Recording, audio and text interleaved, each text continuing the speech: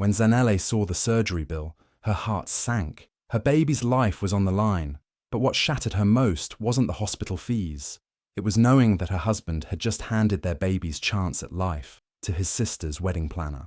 Zanele sits beside her baby's small bed, her eyes full of tears. Little Lutho is only 8 months old, but he's breathing like he's run a marathon. Every breath is a fight. His tiny chest rises and falls fast, and Zanele's heart breaks a little more each second. At the hospital, the doctors give her news no mother ever wants to hear. Lutho has a rare lung condition. He needs surgery, and he needs it soon. The operation is expensive, more than they have right now, but not impossible. With some effort, they can make it happen. Zanele holds on to one hope, her husband, Jomo. She believes they will face this together. He's her rock, the man who always says, "Don't worry, I've got you." In her mind, she's already planning how they'll handle it. Cut back on spending, ask family for help, do whatever it takes. She's scared, yes, but she also feels strong, because she's not alone. She believes Jomo will be by her side through this storm, helping their son fight for his life. The fear is deep, but her love is deeper. Every time Lutho lets out a weak cry, her soul trembles. She whispers prayers. She holds his little hand. Her baby is fighting, and she must fight too. This is a mother's silent cry, the kind no one hears, but it shakes the earth. She sat quietly, listening to his words, clinging to them like a thread in the dark. "Don't worry, I've got it," he said with a casual tone, almost too easy. He mentioned the company bonus that was coming soon, saying it would be more than enough. That simple sentence felt like a lifeline. Her body relaxed a little, her chest not as tight. For a moment, everything felt possible again. She allowed herself to believe, to imagine the hospital bill paid, the surgery booked, and her baby finally breathing without pain. She stopped asking questions. If he said it was handled, it must be. That was how things always were. He would sort it out, and she would keep the house running, the baby fed, the routine alive. She didn't see any signs to doubt him. He seemed calm, confident, like a man with a plan, and she wanted to hold on to that comfort, even if deep inside, something still felt uncertain. At night, she whispered prayers with a little more peace. She looked at the calendar and counted down to the day he said the bonus would come. Every day that passed, she imagined them getting closer to saving their child's life. She dreamed of calling the doctor and saying, "We're ready." It felt like the first light after a long tunnel. Hope returned slowly, like warm sun touching cold skin. But she didn't know what was coming. She didn't see the storm quietly building behind his smile. She didn't see the weight he was hiding, or the choice he had already made. While she was holding on to his promise, something else was quietly slipping away. The trust, the plan, the partnership she believed in. It was all about to be tested in a way she never expected. The house was full of excitement, but not the kind she needed. Everyone was talking about one thing, the wedding. His sister Dineo was getting married, and not just any wedding. She wanted the kind that people would talk about for years. Fancy dresses that sparkled like stars, a live band all the way from Ghana, and roses flown in from Nairobi. Every detail had to be perfect. She wanted it big, bold, and beautiful. And he, the proud older brother, promised to make it happen. He smiled at every request, nodded at every cost, and kept saying, "Don't worry, I'll take care of it." His chest swelled with pride. He wanted to be seen as the strong one, the dependable one, the big brother who would never say no. She was his only sister, and she had always looked up to him. Now it was her big day, and he wanted to give her everything she dreamed of. But the money wasn't enough. Deep down, he knew it. The bonus he had promised for his son's surgery, he now saw it as the only way to fund the wedding. It was a quiet lie, he told himself at first. "It's just a little help," he thought. "We still have time for the surgery." But the truth was, he was choosing glitter over life. He couldn't say no to his sister. When she called, excited and hopeful, talking about gold chairs and silk tablecloths, he just nodded again. Every time she smiled at him with joy in her eyes, he felt like a hero, and he liked that feeling. He didn't tell her about the baby's condition. He didn't mention the bills, the fear, the urgency waiting at home.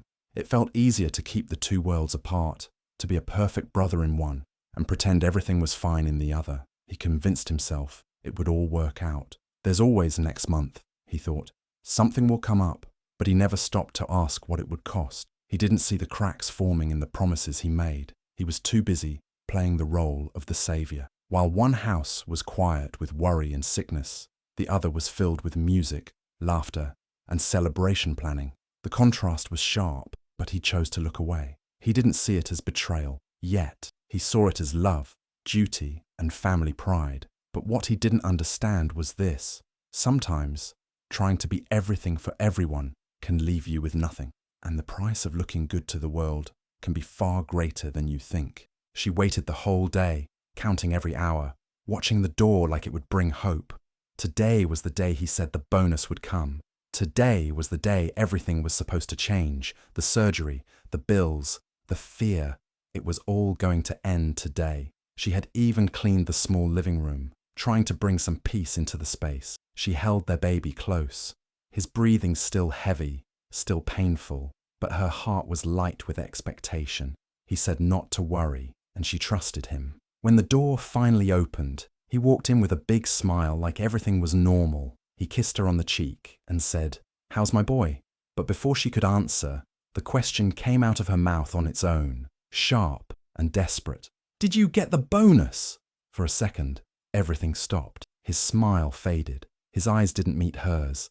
He scratched the back of his neck and looked away. Then came the stammering, the pause, the long silence that said more than words. And then he said it. "I gave the bonus to Dineo. She needed it more." She blinked. Her heart skipped. "What?" she whispered. Not sure she heard him right, but he didn't repeat it. He just stood there, waiting for her to accept it, like it made sense. But nothing made sense. Her knees felt weak. Her hands trembled. She stared at him, hoping he would laugh and say it was a joke, but he didn't. "You did what?" she asked again, louder this time. "You gave away our son's chance to breathe, to live." He shrugged, almost like he didn't want to argue. "She's my sister. Her wedding was important." That's when the rage hit her, a kind of fire she had never felt before. Tears filled her eyes, but they weren't soft. They were hot. Her voice cracked as she screamed, "Your son needed that! He could die. How could you?" Her words echoed through the house, bouncing off the walls like thunder, but he didn't move. He just stood there, silent, guilty, but stubborn. She held their baby tighter, his little chest still fighting for air.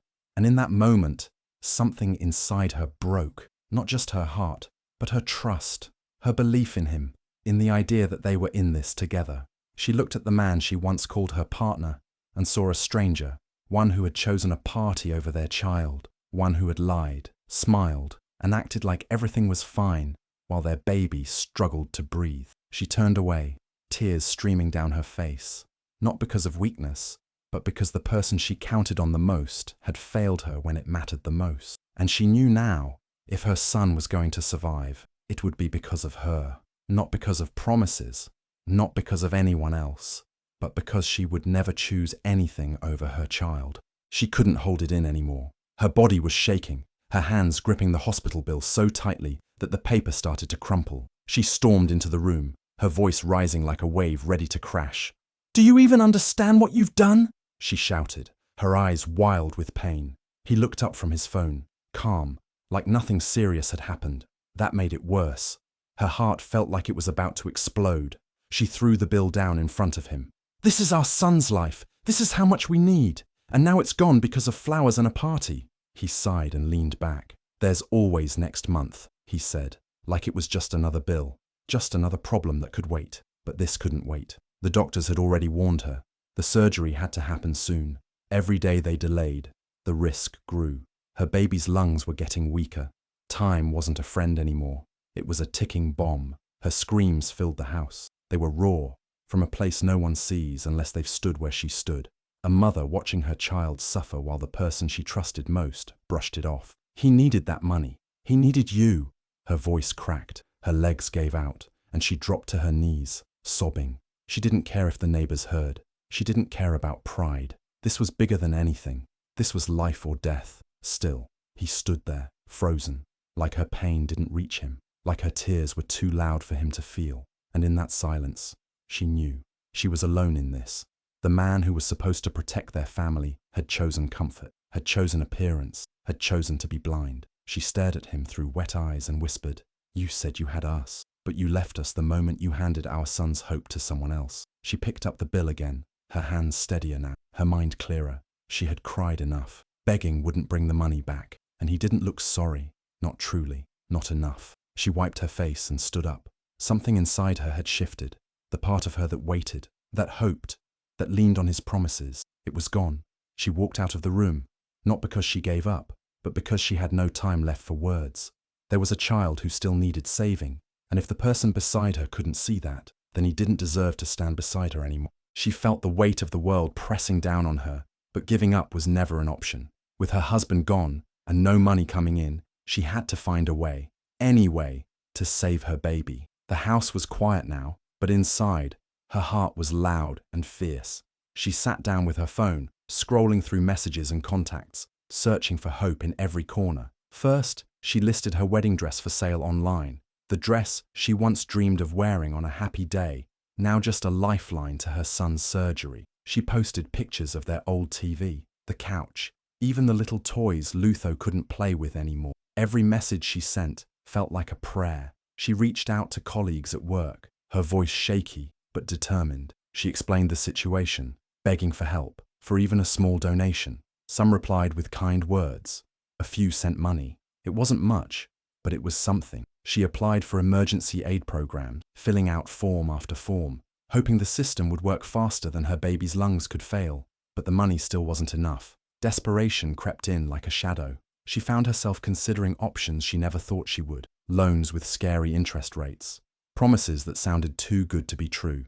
She knew it was dangerous, but what choice did she have? A mother's love pushes her beyond fear. Every day was a battle. She cooked less, sold more, and worked harder. She stayed awake at night, holding Lutho close, counting every breath, every heartbeat. People saw her tired eyes and worn clothes, but they didn't see the fire inside her. She wasn't just fighting for money, she was fighting for life. No party, no celebration, no fancy event was worth more than her son's breath. She thought about the wedding her husband had chosen over their child, and it fueled her will even more. This wasn't just about surgery, it was about showing that love means sacrifice, that family means standing by each other when it matters most. Even when her body ached and her spirit felt weak, she refused to stop, because giving up meant losing Lutho forever, and she would rather do anything, sell everything, beg, borrow, cry, than let that happen. This was the story of a desperate mother, walking a road few want to see, but many need to know. A story of grit, sacrifice, and the fierce, unstoppable power of a mother's love. The day of the wedding arrived, and the whole city was buzzing. The decorations were stunning, flowers from faraway places, lights sparkling like stars, music filling the air, people dressed in their finest clothes, cameras flashed, and smiles were everywhere. The event was so big that it was streamed live online, allowing friends and family from all over to watch. It was supposed to be a happy day, a celebration of love and new beginnings. But no one knew that behind the glitter and glam, a terrible secret was waiting to explode. As the wedding streamed live, someone in the crowd quietly took out their phone and shared a message that changed everything. The message spread like wildfire. The bride's nephew can't get surgery because of this party. It didn't take long for the comment to catch fire.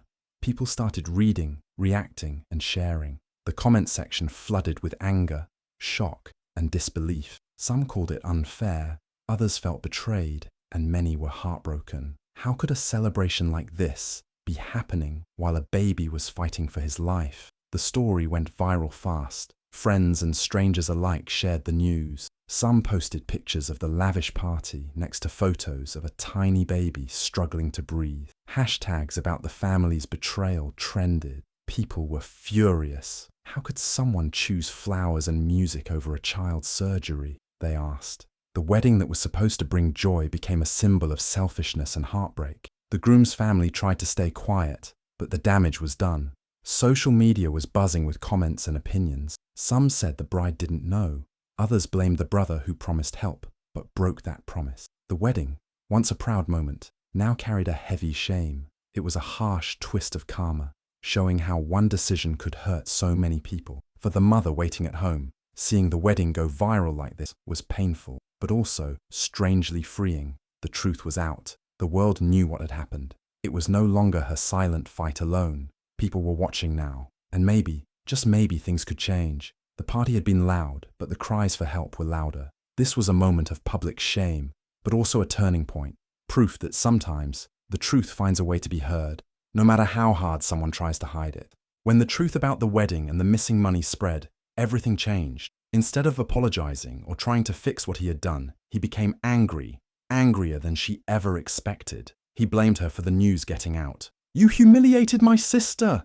he shouted, his face red with fury. He said she had no right to speak out, no right to share their family's problems with the world. Instead of feeling sorry for what he had done, he was angry at her for making it public. That was the moment everything broke. He packed his bags and left the house, walking away from the wife and baby who needed him most.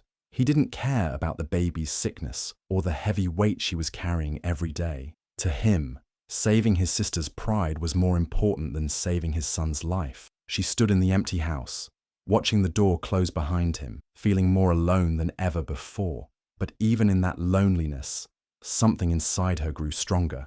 She wiped her tears and made a choice. She told herself, "I'd rather be alone than let my son die because of pride." It was a hard choice, but it was one she never regretted. She knew that standing tall and fighting alone was better than staying in a house filled with lies and betrayal. She was ready to face the world, no matter how hard it would be, because her son needed her more than anything else. From that moment on, she carried a new kind of strength. It wasn't the kind that comes from having everything easy. It was the strength of a mother who refuses to give up, no matter the cost. She faced the hard days, the long nights, and the endless battles with doctors and bills, all without the man who promised to be by her side. Her heart was breaking, but her spirit was unbreakable. She became a warrior for her child, a force that no storm could shake. People saw a woman who had lost almost everything but refused to lose hope. And even though the pain was deep, the heartbreak was real, she stood taller than ever. Because some battles are not about winning or losing, they are about never giving up on the people you love most. This was her turning point. Alone, yes, but not defeated. What she faced was not just loss, it was courage, rising from the ashes, a mother's love stronger than any betrayal, and that love would carry her and her baby through the darkest times. Just when everything seemed hopeless, help came from the most unexpected place. A woman named Ayanda reached out after seeing the viral video that showed the cruel truth about the wedding and the missing money. Ayanda wasn't just anyone, she was a pediatric surgeon. But what made her story even more powerful was that she had lost her own child to the same rare lung illness. She understood the pain, the fear, and the desperate hope that kept a mother fighting. Without asking for anything in return, Ayanda offered to help. She said she would perform the surgery for free. It was like a light breaking through the darkest night. The news hit like a wave of relief and disbelief. After all the heartbreak, betrayal, and struggle, here was a stranger willing to step in and save a life just because she cared. When the surgeon arrived at the hospital, Zanele couldn't hold back her tears. The weight she had been carrying for so long suddenly felt lighter. She cried for the son she loved so much, for the battle they had fought alone, and for the kindness that had finally found them. It was more than just help. It was a miracle she never dreamed would come. Ayanda's kindness reminded her that even in the worst times there are people who care deeply, people who understand pain and don't turn away. The surgeon's story connected with her own in a way that gave hope, not just for the surgery, but for healing wounds deeper than the illness. The hospital room, once filled with fear and uncertainty, now held hope, the chance for a new beginning. It showed how one small act of kindness can change everything. And it reminded everyone watching that sometimes strangers can become angels in our darkest hours. This moment didn't just save a baby's life, it restored faith in humanity. It proved that even when the people closest to you fail, there can be unexpected heroes ready to step in. And for a mother who had fought so hard alone, this mercy was everything. Lutho finally began to get better. The surgery worked, and the little boy who once struggled to breathe was now taking strong, healthy breaths. It was a miracle that no one thought would happen after so much pain and heartbreak. Watching her son recover gave her hope and a new purpose. She decided to do something bigger. She started a foundation to help other mothers facing the same struggles. A place where no mother would have to fight alone or lose hope because of money or betrayal. While she was building this new path, The man who had let her down was facing the consequences of his actions. His company fired him after the scandal went public. No money, no job, and no respect left. He came back home, broken and ashamed, hoping for forgiveness. But she was stronger now. When he asked for another chance, she looked at him and said quietly, "I forgive you. But my son deserves a man who never forgets his child for a celebration." Those words hit hard because they showed she wasn't angry forever. She was hurt, but she moved on. Her son's life was more important than anything else, and she wasn't going to let anyone forget that again. The baby who once fought for every breath was now growing up with a mother who fought for him in every way. This was not just about pain or loss anymore. It was about new beginnings and lessons learned. And through it all, she showed the world the true meaning of love, forgiveness, and strength. If this touched your heart, don't look away. There are countless mothers fighting silent battles just like this, fighting for their children's lives while facing impossible odds. Share this story to spread hope and awareness. Let's stand together to support families in need, because every child deserves a chance to breathe, to live, and to be loved. Your voice can make a difference. Don't wait. Be the hope someone needs today.